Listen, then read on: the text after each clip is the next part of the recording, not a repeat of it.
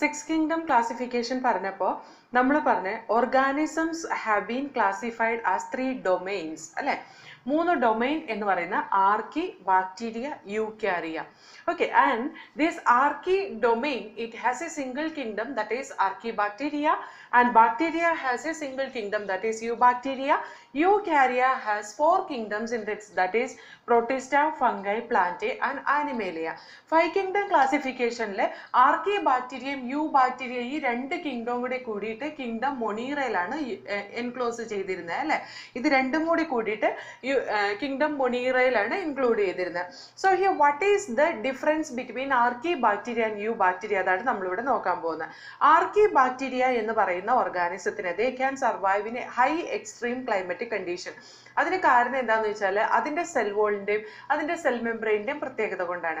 അതിൻ്റെ cell wall ഉണ്ടാക്കിയിട്ടുള്ളത് സ്യൂഡോമ്യൂറിൻ കൊണ്ടാണ്, മ്യൂറിൻ അല്ല, സ്യൂഡോമ്യൂറിൻ കൊണ്ടാണ് കേട്ടോ. The cell wall of archaebacteria is made with cell wall of Archaebacteria is made with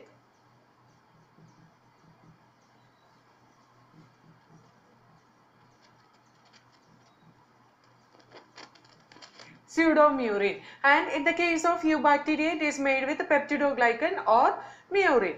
Now we can see the cell membrane of Archaebacteria, it is made with branched chain of lipids.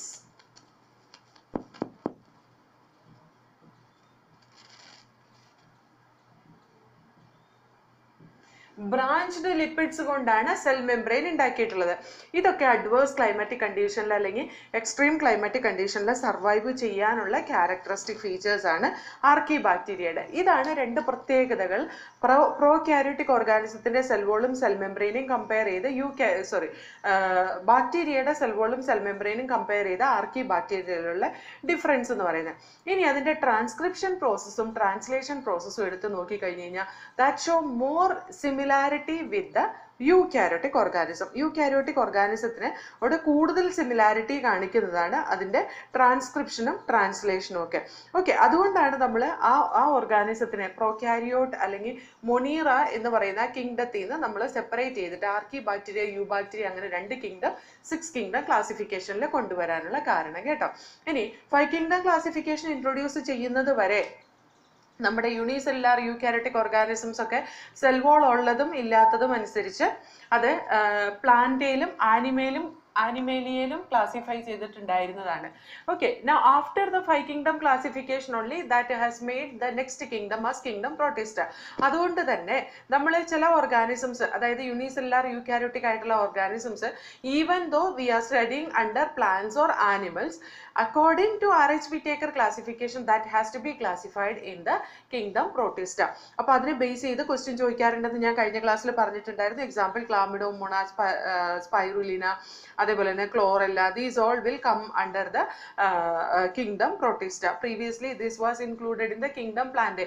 ഇത് previously included in kingdom Plantae തന്നെയല്ല, ഇന്നും botanist ഈ പറയുന്ന ആൽഗേനെ പറ്റി study ചെയ്യുന്ന kingdom പ്ലാന്റയിൽ തന്നെയാണ് കേട്ടോ. അവരത് കിങ്ഡം പ്ലാന്റയിലാണ് കൺസിഡർ ചെയ്യുന്നത്. പക്ഷെ നമ്മുടെ NCERT ലെവലിൽ നമ്മൾ പഠിക്കുമ്പോൾ we have to consider that in the kingdom Protista. അതേപോലെ തന്നെയാണ് പാരമീഷ്യം, അമീബ, അതൊക്കെ കിങ്ഡം ആനിമേലിയയിലാണ് സുവോളജിസ്റ്റ് പഠിക്കുന്നത്. പക്ഷെ നമ്മൾ അത് എവിടെയാണ് കൺസിഡർ ചെയ്യേണ്ടത്? We should consider that in the kingdom Protista because we know the kingdom Protista where the unicellular eukaryotic organisms are included. Okay, now ഈ 5 കിങ്ഡം ക്ലാസിഫിക്കേഷൻ അനുസരിച്ച് തന്നെയാണ് നമ്മൾ ഈ ചാപ്റ്ററിലും അതുപോലെ തന്നെ നമ്മുടെ ബയോളജിക്കൽ ക്ലാസിഫിക്കേഷനിൽ നമ്മൾ കൺസിഡർ ചെയ്യുന്നതെന്ന് പറഞ്ഞു. അപ്പോൾ അത് നോക്കി വേണം നമ്മൾ ഏത് ക്വസ്റ്റ്യൻ വന്നാലും ആൻസർ ചെയ്യാനായിട്ട്. Now we will see the next one. See in this chapter നമ്മൾ ഇനി എന്താ പഠിക്കാൻ പോകുന്നതെന്ന് വെച്ചാൽ നമ്മൾ പറഞ്ഞു 5 കിങ്ഡം ഉണ്ട്. Kingdom Monera, protista, fungi, Plantae, Animalia. ഇതിനകത്ത് കിങ്ഡം മൊണീറയും കിങ്ഡം പ്രോട്ടിസ്റ്റയും കിങ്ഡം ഫംഗൈയും നമ്മൾ പഠിക്കുന്ന ഈ ചാപ്റ്ററിലാണ് കേട്ടോ. So first we are going to study kingdom Monera. Kingdom Plantae and Animalia separately next chapter ആയിട്ട് Plantae and Animalia രണ്ടും കൊടുത്തിട്ടുണ്ട്. So here in this chapter we are studying about the kingdom Monera. Kingdom Monera നെ പറ്റിയിട്ടാണ് പഠിക്കുന്നത്. Kingdom Monera it include the bacteria. Archaebacterium, Eubacterium എല്ലാം kingdom Monera യിൽ വരുന്നുണ്ട്. Okay, kingdom Monera it include bacteria. Bacteria is a microscopic organisms. Bacteria are microscopic organisms.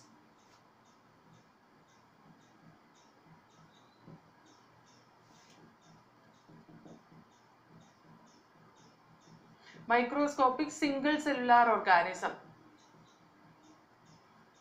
Microscopic ആയിട്ടുള്ള single cellular organisms ആണ് bacteria എന്ന് പറയുന്നത്. Bacteria it is Cosmopolitan in nature. Cosmopolitan in nature എന്ന് പറഞ്ഞാൽ എല്ലായിടത്തും കാണുന്ന ഒരു ഓർഗാനിസം ആണ് ബാക്ടീരിയ എന്ന് പറയുന്നത്.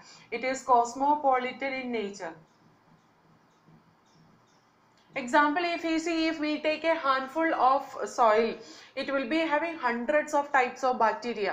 കുറേ bacterias നമുക്ക് soilന്റെ ഉള്ളിൽ കാണാൻ കഴിയും. So we can say bacteria, it is cosmopolitan, it is present everywhere. And this bacteria, it is present in the normal habitat as well as in the extreme climatic condition.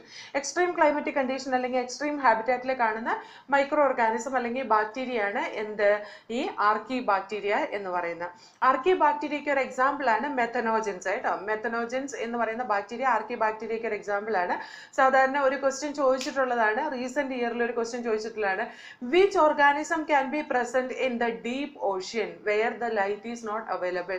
Light penetrate ചെയ്യാത്ത രീതിയിൽ deep ആയിട്ടുള്ള ഓഷ്യനിൽ survive ചെയ്യാൻ പറ്റുന്ന organism എന്ന് പറയുന്നത് ഏതായിരിക്കും? Extreme climatic കണ്ടീഷനിൽ അല്ലെങ്കിൽ എക്സ്ട്രീം പ്രഷറിൽ ജീവിക്കാൻ സാധിക്കുന്ന ഓർഗാനിസം ആയിരിക്കും. അതിന് എക്സാമ്പിൾ ആണ് നമ്മൾ പഠിച്ച ആർക്കി ബാക്ടീരിയ അല്ലെങ്കിൽ മെത്തനോജൻസ് എന്ന് പറയുന്നത് അല്ലെ. അപ്പൊ അങ്ങനത്തെ ക്വസ്റ്റ്യൻസ് വന്നു കഴിഞ്ഞാൽ you should remember the archaebacteria it is present in the extreme climatic condition, that they will be able to survive there because of certain adaptations to survive in that extreme climatic condition. അവർക്ക് ആ extreme climatic കണ്ടീഷനിൽ വളരാനുള്ള എല്ലാ തരത്തിലുള്ള adaptation features ഉള്ളത് കൊണ്ടാണ് അവർക്ക് അവിടെ വളരാൻ സാധിക്കുന്നത്. അപ്പോൾ നമ്മൾ ബാക്ടീരിയയുടെ കേസിൽ നമ്മൾ ബാക്ടീരിയനെ നോക്കി കഴിഞ്ഞ് കഴിഞ്ഞാൽ bacteria can be survive in the extreme climatic condition, normal climatic condition, wherever we see the bacteria it will be observed.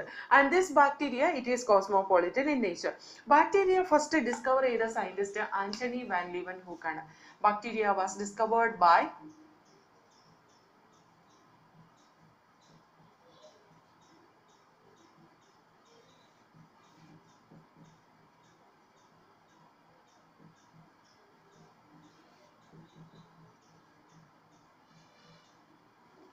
Antony van Leeuwenhoek ആണ് ബാക്ടീരിയ ഫസ്റ്റ് ഡിസ്കവർ ചെയ്തത്. ഈ ആന്റണി വാൻ ല്യൂവൻഹൂക്ക് ആണ് ഫസ്റ്റ് മൈക്രോസ്കോപ്പും കണ്ടുപിടിച്ചത്. So we will call this scientist as the father of microbiology. അദ്ദേഹത്തെ father of microbiology എന്നാണ് പറയുന്നത്. Micro organism ആയ ബാക്ടീരിയയെ ആദ്യമായി കണ്ടുപിടിച്ച സയന്റിസ്റ്റ് ആന്റണി വാൻ ല്യൂവൻഹൂക്ക് ആണ്. അദ്ദേഹമാണ് മൈക്രോസ്കോപ്പ് കണ്ടുപിടിച്ചത്. അതുകൊണ്ട് തന്നെ അദ്ദേഹത്തിനെ ഫാദർ ഓഫ് മൈക്രോബയോളജി എന്നാണ് വിളിക്കുന്നത്. ഇനി ബാക്ടീരിയയുടെ ഒരു സ്ട്രക്ചർ നോക്കി കഴിഞ്ഞ് കഴിഞ്ഞിട്ടുണ്ടെങ്കിൽ വളരെ ഇമ്പോർട്ടൻ്റ് ആയിട്ടുള്ള കാര്യമാണ്. നമ്മൾ കുറച്ച് അഡീഷണൽ ആയിട്ട് ഇവിടെ പഠിക്കണം കേട്ടോ. അതായത് ബാക്ടീരിയനെ കുറിച്ച് കുറച്ച് അഡീഷണൽ ആയിട്ടുള്ള ക്വസ്റ്റ്യൻസ് ചോദിക്കാറുള്ളത് കൊണ്ടാണ് ഞാൻ പറഞ്ഞത് കുറച്ച് അഡീഷണൽ ആയിട്ട് നമ്മളിവിടെ പഠിക്കേണ്ടതുണ്ട്. So here we can see the bacterial structure. When we observe bacteria has an envelope. അവർക്ക് ബോഡിക്ക് ഒരു കവർ ഉണ്ട്. This envelope it is three layered envelope ആണ് ഇവരുടെ സെൽ envelope എന്ന് പറയുന്നത്. ഏറ്റവും പുറത്തെ layer that is nothing but the ഗ്ലൈക്കോകാലിക്സ് layer. ഇത് നമ്മൾ ഗ്ലൈക്കോകാലിക്സ് ലെയർ എന്നാണ് പറയാം. This is made with a non-cellulosic polysaccharide with or without protein ആണ് കേട്ടോ. Glycocalyx it is made with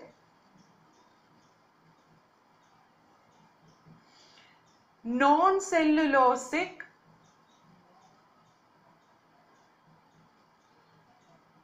polysaccharide with or without protein. Protein content ഉണ്ടാവാം ഉണ്ടാവാതിരിക്കാം. അതാണ് ഗ്ലൈക്കോകാലിക്സ് layer എന്ന് പറയുന്നത്. ഈ ഗ്ലൈക്കോകാലിക്സ് layer that will help in giving antigenic property to the bacteria. It help in giving the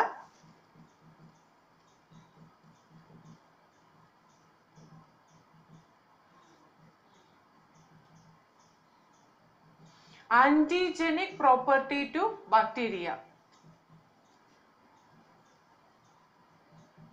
ബാക്ടീരിയയ്ക്ക് antigenic property കൊടുക്കാൻ വേണ്ടിയിട്ട് glycocalyx layer help ചെയ്യും. അതേപോലെ തന്നെ this will help in attaching the bacteria on the substratum and all, അല്ലെങ്കിൽ it will help in recognising certain particles. അതായത് receptor പോലത്തെ molecules ഒക്കെ ഇരിക്കുന്ന ഗ്ലൈക്കോകാലിക്സ് ലെയറിലാണ്, ഏറ്റവും പുറത്തെ ലെയറിലാണ് കേട്ടോ. So glycocalyx it is made with non cellulosic polysaccharide with or without protein, and we can see this glycocalyx that will give antigenic property to bacteria, as well as that will help in cell recognition. It help in cell recognition. So the outermost layer, it is non-cellulosic polysaccharide, and it may or may not contain the protein, and it will help in the cell recognition, and it also give the antigenic property to bacteria. This glycocalyx layer, either it can be arranged loosely or it can be arranged tightly. So if it is arranged loosely,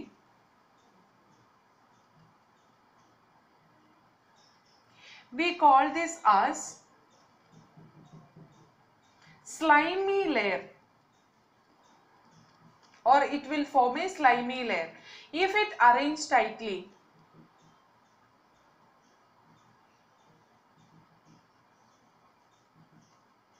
it form capsule. So the glycocalyx is the outermost layer. We can see it is giving antigenic property and cell recognition. ഇത് loose ആയിട്ട് arrange ചെയ്തേക്കുന്നെങ്കിൽ അതിനെ slimy layer എന്ന് പറയും. അത് tight ആയിട്ട് arrange ചെയ്തേക്കുന്നെങ്കിൽ അതിനെ capsule എന്ന് പറയും. സെൽ എൻവലപ്പിന്റെ ഏറ്റവും പുറത്തെ ലെയർ ഗ്ലൈക്കോകാലിക്സ് ആണ്. Next layer when we C that is nothing but the cell wall. The next layer it is cell wall.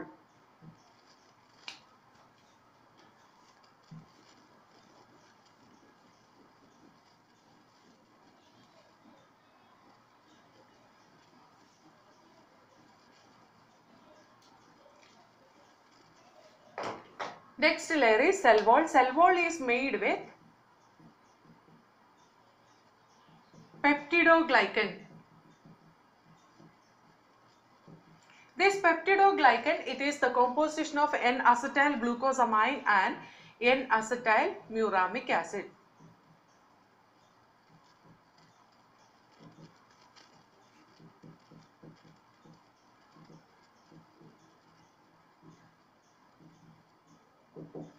N-acetyl glucosamine and N-acetyl muramic acid. It is a heteropolysaccharide. It is a heteropolysaccharide. അപ്പോൾ heteropolysaccharide example ആണ് കേട്ടോ ഈ പറയുന്ന peptidoglycan. Peptidoglycan is also called as murine. Peptidoglycan is also called as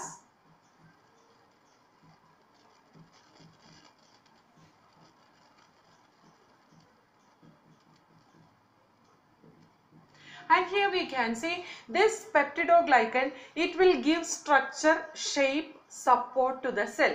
Okay, this peptidoglycan layer, it gives structure, shape, support to the cell. In some bacteria, the peptidoglycan layer will be having a thick coating of lipid, or cell wall will be having two layers in some bacteria. One is outer lipid layer, which will be arranged as a complex wavy structure, and inside that the peptidoglycan will be there. And in some other bacteria, the outer lipid layer will be very thin and continuous, and the peptidoglycan, it will be thick below the lipid layer. ഒന്നുകൂടെ പറഞ്ഞുതരാം. രണ്ട് തരത്തിലെ ഈ cell wall കാണാൻ പറ്റും. രണ്ട് തരത്തിലുള്ള ബാക്ടീരിയയിൽ. ചില ബാക്ടീരിയയിൽ cell wall വന്നിട്ട് അതിൻ്റെ പുറത്ത്, അതായത് ഈ പെപ്റ്റിഡോഗ്ലൈക്കൻ എന്ന് പറയുന്ന മെറ്റീരിയൽ കൊണ്ടുള്ള സെൽ വോളിൻ്റെ പുറത്തായിട്ട് ലിപ്പിഡ് ലെയർ വളരെ തിക്കായിട്ടും വേവി നേച്ചറിലും കാണാറുണ്ട്. അത് ഒരു തരത്തിലുള്ള ബാക്ടീരിയയിൽ അവരുടെ സെൽ വോൾ കുറച്ച് കോംപ്ലക്സ് ടൈപ്പ് ആയിരിക്കും. അതേപോലെ തന്നെ ചില ബാക്ടീരിയയിൽ അങ്ങനത്തെ ഈ കോംപ്ലക്സ് സെൽ വോളുള്ള ബാക്ടീരിയയെ നമ്മൾ ഗ്രാം നെഗറ്റീവ് ബാക്ടീരിയ എന്നാണ് പറയാം. ഞാൻ പറഞ്ഞു തരാം അതെങ്ങനെയാണ് അങ്ങനെ പറയുന്നത്, എന്തുകൊണ്ടാണ് അങ്ങനെ പറയുന്നത് നമുക്ക് പഠിക്കാം. Adinu mumpu just you understand the cell wall composition, cell wall structure, it will be varying in different bacteria. Some group they will be having thick lipid layer with a wavy structure, and it will be having a peptidoglycan thin layer, and in some other bacteria we can see a thin layer of lipid beneath that, thin layer of lipid inde താഴെയായിട്ട് peptidoglycan കുറച്ച് thick ആയിട്ട് കാണും. ആ lipid layer ഇത്തരത്തിലുള്ള ബാക്ടീരിയയിലെ lipid layer continuous ആയിട്ടായിരിക്കും കാണുക. So here we can see in some bacteria the cell wall will be having a thick wavy lipid layer outer to the peptidoglycan.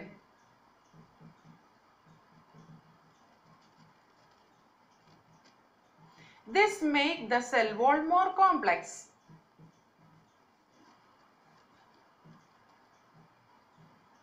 This makes the cell wall more complex. And in some other bacteria,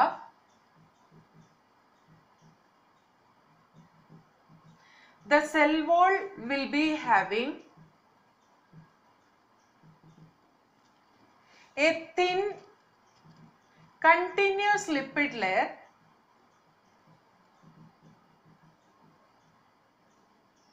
outer to peptidoglycan. Outer to peptidoglycan. They show a simple structure of cell wall. They show a simple cell wall. Okay, and this will give the size, shape as well as the structure, support. These all will be provided by the cell wall. appo cell wall ne pattittu namukku itre parayanullu. Cell wall peptidoglycan kondu undakkittulana. Peptidoglycan nu parayunnathu N-acetyl glucosamine N-acetyl muramic acid കൂടിയതാണ്. അതിനെ murine എന്നും പറയും. ഈ peptidoglycan ഒരു heteropolysaccharide ആണ്. ചില ബാക്ടീരിയയിൽ പെപ്റ്റിഡോഗ്ലൈക്കൻ്റെ പുറത്തായിട്ട് വളരെ തിക്കായിട്ടുള്ള ഒരു ലിപ്പിഡ് ലെയർ വേവി നേച്ചർ ആയിട്ട് കാണാറുണ്ട്.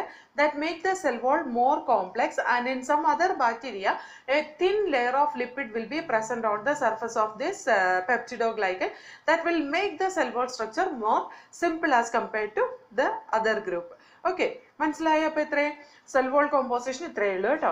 Now we will see the inner to the cell wall. We can see in the cell envelope, that is the cell membrane. So here this is the cell membrane.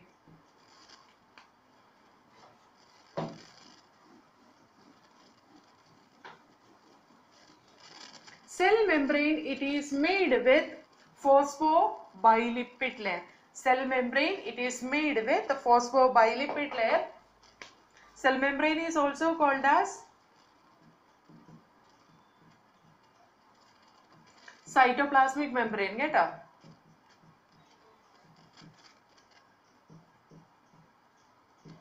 Cytoplasmic membrane, and it is made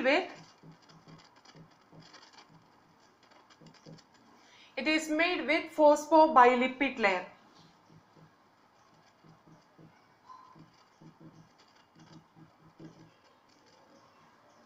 It is made with phosphobilipid layer, and we can see this cell membrane, it will allow the passage of certain molecule inside the cytoplasm. It will allow the passage of certain molecule outside from the cytoplasm. അതായത് ചില മോളിക്യൂളിനെ കടത്തിവിടുകയും ചില മോളിക്യൂളിനെ കടത്തിവിടാതിരിക്കുകയും ചെയ്യുക. That means it provides the permeability to certain particles inside the cytoplasm. Okay, so here we can see it has permeability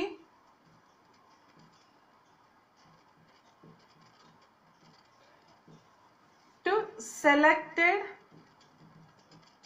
particles, or selective permeability will be there, or selectively permeable or semi permeability. It will be semi permeable to certain particles. അതാണ് cytoplasmic membrane അല്ലെങ്കിൽ cell മെംബ്രെയിൻ്റെ function എന്ന് പറയുന്നത്. Now this cell membrane it will be having an invagination inside the cytoplasm. Cell membrane, it gives surface area for all the physiological activities of the bacteria. Okay, അതുകൊണ്ട് തന്നെ cell membrane to increase the surface area, that will be having an invagination inside the cytoplasm. സൈറ്റോപ്ലാസത്തിന്റെ ഉള്ളിലേക്ക് ഇത് എങ്ങനെ invaginate ചെയ്ത് കുറേ layers ആയിട്ട് കാണും. അതിനെ നമ്മൾ പറയുന്ന പേരാണ് mesosome. Cytoplasmic membrane,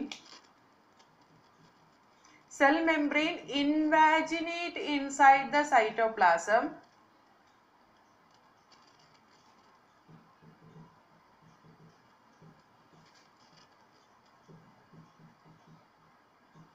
as mesosome.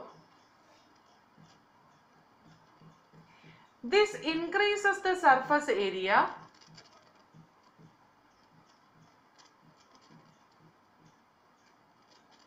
for its metabolic activity.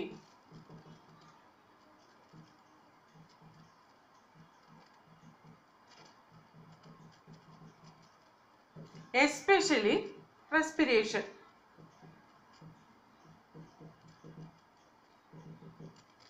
Respiration പോലത്തെ മെറ്റാബോളിക് ആക്ടിവിറ്റീസ് നടക്കാൻ വേണ്ടിയിട്ടുള്ള സർഫസ് ഏരിയ ഇൻക്രീസ് ചെയ്യുന്ന സ്ട്രക്ചറാണ് മീസോസോം എന്ന് പറയുന്നത്. മീസോസോം രണ്ട് തരത്തിൽ നമുക്ക് കാണാൻ കഴിയും.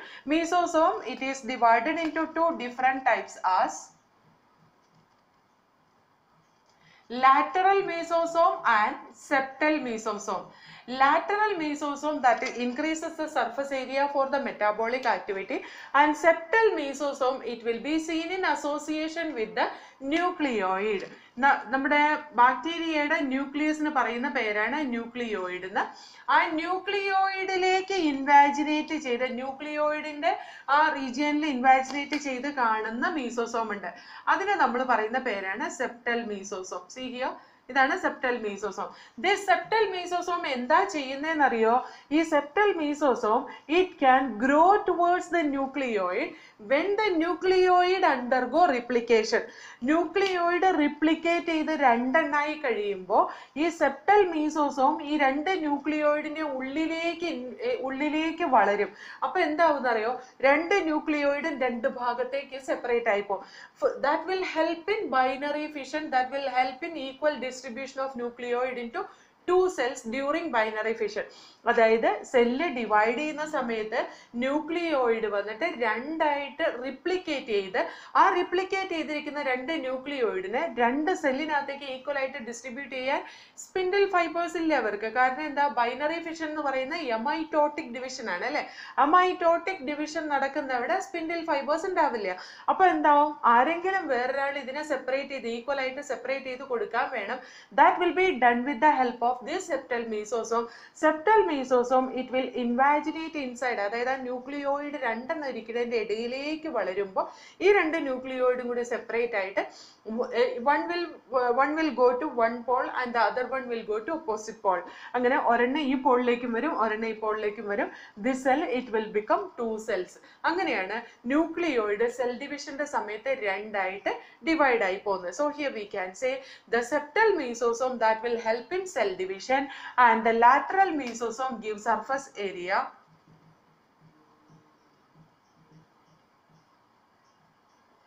for metabolism,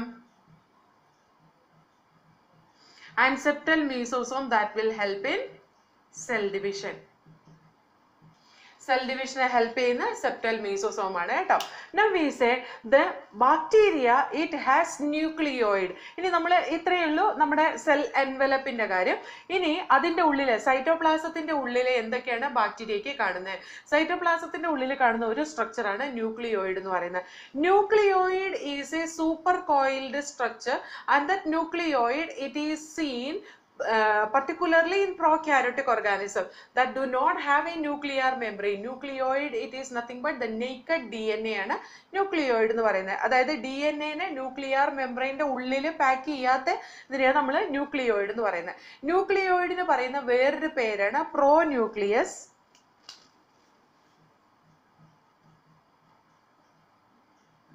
ന്യൂക്ലിയോയിഡ് അല്ലെങ്കിൽ പ്രോന്യൂക്ലിയസ്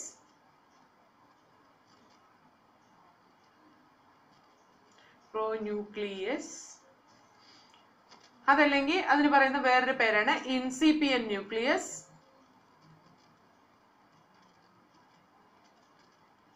അല്ലെങ്കിൽ അതിന് പറയുന്ന വേറൊരു പേരാണ് ജീനോഫോർ.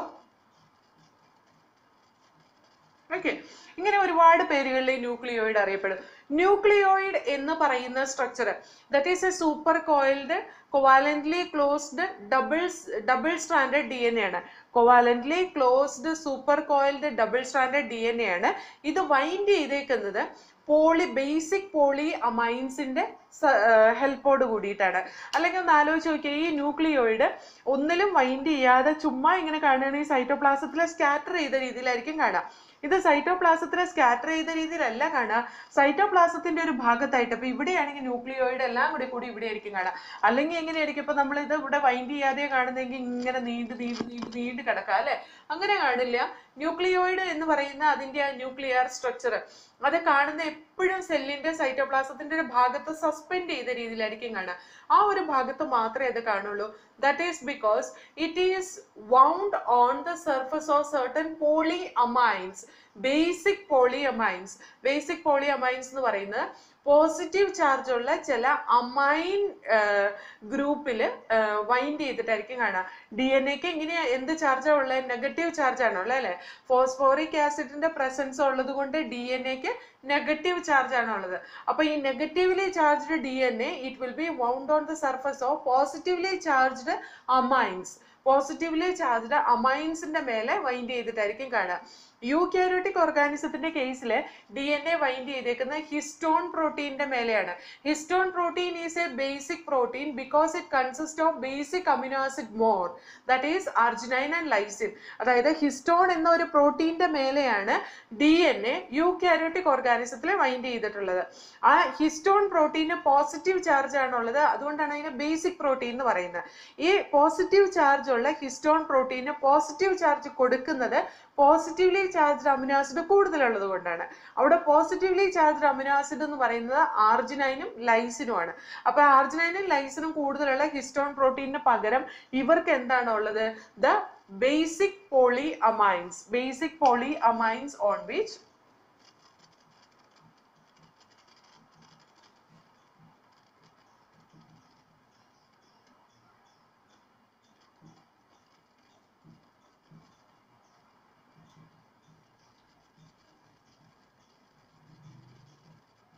acidic amino acid, basic acidic amino acid എന്ന് പറഞ്ഞാൽ നെഗറ്റീവ് ചാർജ് ഉള്ള amino acid, basic amino acid എന്ന് പറഞ്ഞാൽ പോസിറ്റീവ് ചാർജ് ഉള്ള അമിനോ ആസിഡ്. അതേപോലെ തന്നെ ബേസിക് പോളി അമൈൻസ് എന്ന് പറഞ്ഞാൽ പോസിറ്റീവ് ചാർജ് ഉള്ള പോളി അമൈൻസിന്റെ മേലെ വൈൻഡ് ചെയ്ത രീതിയിലായിരിക്കും എന്ത് കാണുക? ന്യൂക്ലിയോയിഡ് കാണുക. This nucleoid is also called as pronucleus or incipient nucleus or genophore, ഇങ്ങനെയൊക്കെ റെപ്രസെന്റ് ചെയ്യാം. Okay, so the nucleoid is the genetic material present inside the bacteria. ബാക്ടീരിയയുടെ ഉള്ളിൽ കാണുന്ന ജനറ്റിക് മെറ്റീരിയൽ എന്ന് പറയുന്നത് ന്യൂക്ലിയോയിഡ് ആണ്. അതേപോലെ in the case of bacteria some of them, എല്ലാത്തിനകത്തും ഇല്ല, some of them they will be having an extra chromosomal DNA. Extra chromosomal DNA present in the bacteria is called as plasmid. Plasmid എന്ന് പറയുന്ന extra chromosomal DNA ഉണ്ടാകും. അതായത് chromosomal DNA എന്ന് പറയുന്ന nucleoid ആണ്. ന്യൂക്ലിയോയിഡിനെ കൂടാതെ ബാക്ടീരിയയുടെ സൈറ്റോപ്ലാസത്തിന്റെ ഉള്ളിലുള്ള DNA-ക്ക് നമ്മൾ പറയുന്ന പേരാണ് plasmid. It has extra chromosomal DNA which is called as plasmid. You see, plasmid is not super coiled structure. It is a small double stranded circular DNA. Small double stranded covalently closed circular DNA ആണ് എന്ത്? plasmid എന്ന് പറയുന്നത്. So here the extra chromosomal DNA, it is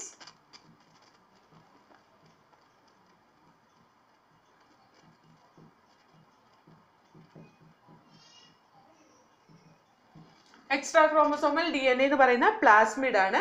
അതേപോലെ തന്നെ ഈ extra chromosomal DNA എന്താ ചെയ്യുന്നതെന്ന് ചോദിച്ചാൽ it gives some additional characteristic features to bacteria. ബാക്ടീരിയയ്ക്ക് ഈ ന്യൂക്ലിയോയിഡ് കൊടുക്കുന്ന ക്യാരക്ടർ അല്ലാതെ കുറച്ച് അഡീഷണൽ ആയിട്ടുള്ള ക്യാരക്ടറിസ്റ്റിക് ഫീച്ചേഴ്സ് കൊടുക്കുന്നുണ്ട്. According to that plasmid can be divided into 3 different groups majorly.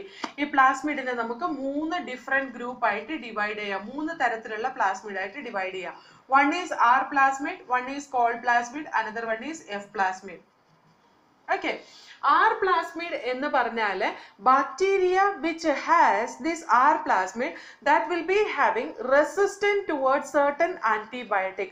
അതായത് ബാക്ടീരിയയ്ക്ക് ആന്റിബയോട്ടിക്സിനെ റെസിസ്റ്റ് ചെയ്യാൻ കപ്പാസിറ്റി ഉള്ള പ്രോട്ടീൻസിനെ സിന്തസൈസ് ചെയ്യിപ്പിക്കുന്ന പ്ലാസ്മിഡ് ആണ് എന്ത് ആർ പ്ലാസ്മിഡ് എന്ന് പറയുന്നത്. So here we can say it is antibiotic resistant plasmid.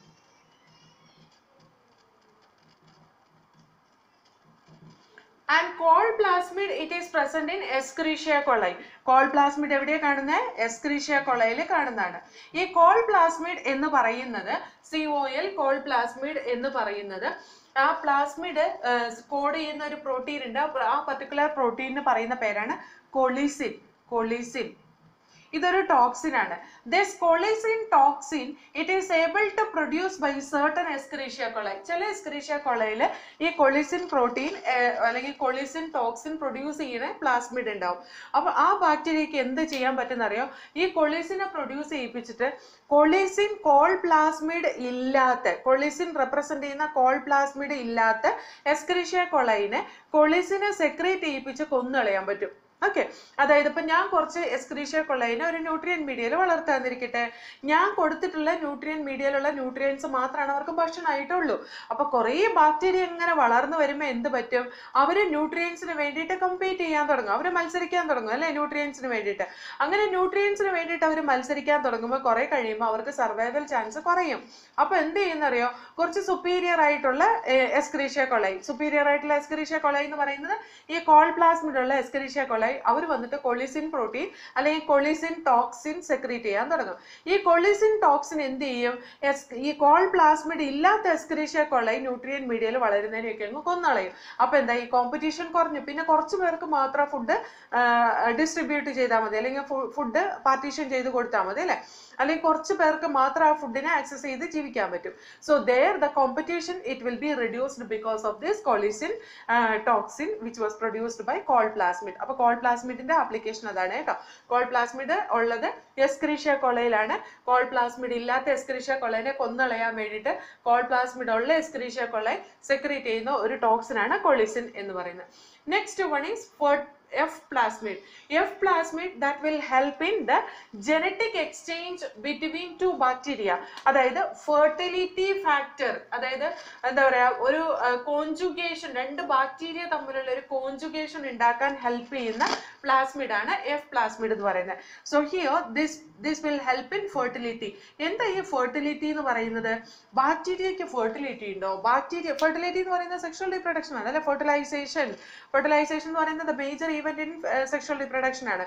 ശരിക്കും ഈ സെക്ഷൽ റീപ്രൊഡക്ഷനിൽ, ഫെർട്ടിലൈസേഷനിൽ നമുക്കറിയാം male gamete it will be crossed with the or it will be join with the female gamete. അപ്പൊ മെയിൽ ഗ്യാമീറ്റ് ഫീമെയിൽ ബോഡിയിലേക്ക് എൻ്റർ ചെയ്യുമ്പോഴാണ് എന്ത് നടക്കുക? ഫെർട്ടിലൈസേഷൻ നടക്കുക അല്ലെ. ഇന്റേണൽ ഫെർട്ടിലൈസേഷന്റെ കേസിൽ അങ്ങനെയാണ് നടക്കുക. എന്ന് പറഞ്ഞാൽ എന്താണ്? മെയില് ആ മെയിലിന്റെ സ്പേം വഴി, മെയിലിന്റെ സ്പേമിൽ കൂടെ മെയിലിന്റെ ജനറ്റിക് കോമ്പോസിഷൻ ഫീമെയിലിലേക്ക് കൊടുക്കുകയാണ് ചെയ്യുക.